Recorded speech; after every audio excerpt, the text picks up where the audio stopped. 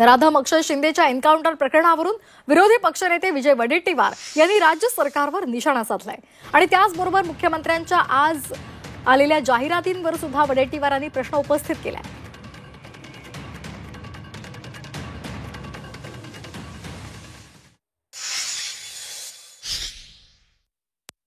मुख्यमंत्र्यांचं स्टेटमेंटही होतं की 2 महिन्यामध्ये आम्ही आरोपीला फासावर लटकू।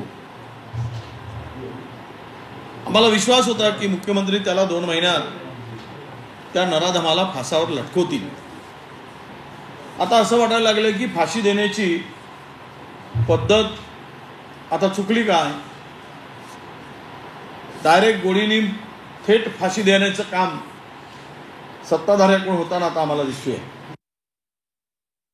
जाहिरात काय दर्शवते? म्हणजेच या जाहिरातीचा अर्थ असा निघतो की मुख्यमंत्र्यांनी आदेशाने हा एन्काउंटर झाला काय, या जाहिरातीचा अर्थ असा होतो।